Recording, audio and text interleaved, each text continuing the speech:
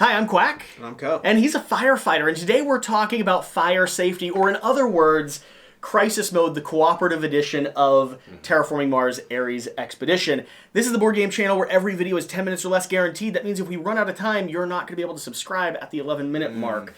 Alex, we are not covering or talking about in this video all the other periphery that come with this expansion. Instead, we're talking about the cooperative version of this game, because I think there's going to be an audience that like the extras. They like the manipulation cards, they like the extra thing that go into the deck, they like the different tracks and resources that you're modulating, but they really are interested in this because it's introducing a way to play against the game itself in solo mode, which is your favorite way to play, yes. And it's also introducing a way where instead of managing your own tableaus, you're working together to prevent something, and we just had, spoiler alert, a pretty, I would say, incredible experience with the game. Yeah.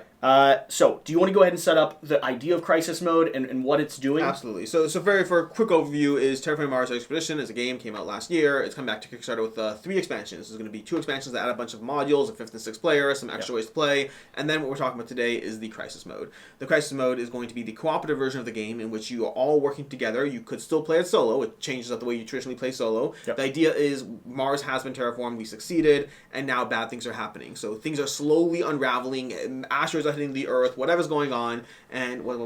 Just a little bit. It's a little bit of unraveling. They can ramp it up. As we basically try to desperately survive. Things will start off nice and easy and breezy, and you'll wonder why this game is so hard, and then you'll die. You'll just die. But that is basically the Crisis cooperative mode. It shifts up the gameplay in several ways, several key ways in terms of like the metrics start at the top, they're working their way down. There's going to be cards coming out that are adding bad things because we're working together. We're playing phases and saying, hey, I can play this phase, you play that phase. It's a cooperative game now. So here's what I want to do with the time that we have, because I want each of us to come at this from a different perspective. And I'm going to start over here with you.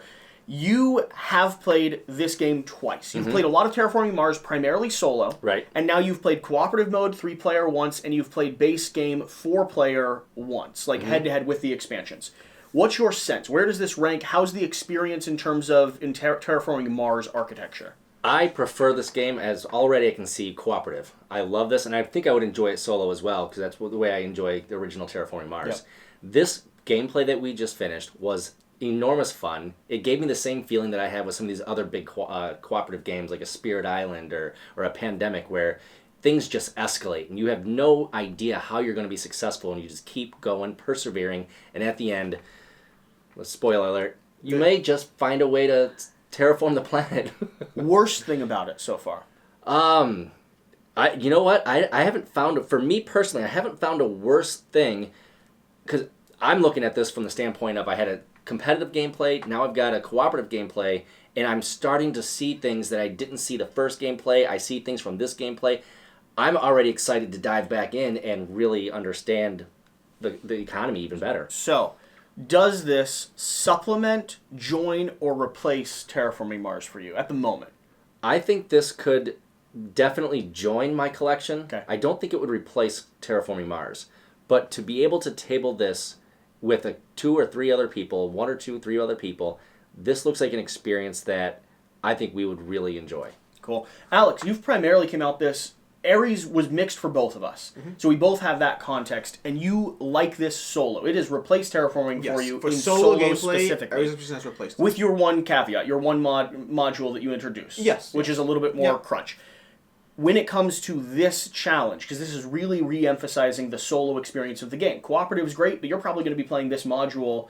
How does this match up with the solo experience of the base game, with this being an option? I don't see a reason why I would ever dive into Terraforming Mars Expedition solo again in the traditional sense. Wow. This would be the default way I would play it solo going forward, which means it's also by default replacing Terraforming Mars solo for me. Yeah. It still does not replace Terraforming Mars as my go-to for competitive play, although it has now shifted to that. Interesting. Cooperative is now an interesting method. Is there a expansion for Terraforming Mars base game that introduces a cooperative puzzle? Nope. So this is the only version of this, and as far as a cooperative experience goes, wow. It's good. It's cool. Worst thing about it so far? Worst thing about it is going to be some of the fiddliness and the way things are designed because it's shifting up the gameplay and the ways it integrates with or doesn't integrate with some of the expansions. So some of the new expansions they came out with, like we have this architecture track, we have these milestones, and we took that many cards out. And you take those cards out. So these new things they added, you are not involved in this mode, so I don't love it when games kind of give you choose some expansions. I always want to do everything, and you can't do it here. To be fair, the architecture mode might implement. The other mechanics don't, though, and the architecture I'm not certain. Prototype. And then going back to the way you have to constantly shift things up to adjust it. So you have to take cards out of the deck, or be pulling the cards as you draw them, which means a little mental mindfulness being attached to that. You have things like the victory points on cards. It's a new different system. So instead of being victory points, they're now this positive and negative. It's another manipulation system. You have things like flipping the ocean tiles face down, but then sometimes you have to peek at them because the game was clearly designed in one sense and has these modifications to make it cooperative. I think it works. I think it does a great job. But there are some fiddliness and lack of working with other stuff that do take a little bit away from it. Yeah, so the context I'm coming at this from is I really did not love this game initially. And there's a dog walking through the door if you hear a little collar rustling. I did not love this game when I initially played it. I was also skeptical in Terraforming Mars when I first started experiencing it as well. Both have grown on me substantially. And this expansion, the thing I wanted more from Ares was more complexity, more choice when it came to card draw, more programming when it came to your production, more focus on interacting with the table. And we introduced the module where when you draw up cards, you have to choose right then and there if you're keeping them in your hand or discarding them for 3 coins. That is not official. It is a house rule, but it adds crunch to the game in a way that we benefit from. And everything right here really, really drew into focus for me the degree to which the complexity of a cooperative system it really pulls it together. I felt like every single person had an integral role into the puzzle that we were solving. Felt like the game was super, super hard and also balanced in a really fascinating way because I felt like I was going to lose 5 times across the course of the game. The worst thing for me when it comes to the cooperative mode specifically is because, especially when you're playing with higher player counts or more inexperienced players, it is such a tight squeeze when you're playing average mode, basic mode, not beginner mode, and anything above that. It's such a tight squeeze that there's this instinct to try to not only crosstalk, but also be like, I desperately need you to pay that heat for that. Don't use it for whatever that resource you... Like, that was cost ineffective. I need you to play an action card this turn. This is going to collapse if you don't pull your own weight. If you're playing with balanced players, that's I don't think as big of a deal because everyone can modulate their own systems. But I am concerned about... If you're a new player to the Ares world, if you're diving in with a bunch of players who know what they're doing, you kind of have to pull your weight or we're all going to die. Yeah, and there's not much grace for you. Yes. There's a beginner mode, so you can arguably add that. There's. Any final thoughts? We've got about a minute left before our time's up. I really enjoyed what this brings to the table for Ares Expedition. Again, for me, competitive Terraforming Mars is still the original OG, but this has... Like, I almost don't know... I guess I still want to play Ares Expedition regular competitive. I still do. There's still aspects it adds, but I really like this Crisis mode. It's a lot of fun. It's an interesting question. If Crisis mode beats out competitive mode... Competitive with other modules that I do like adding in.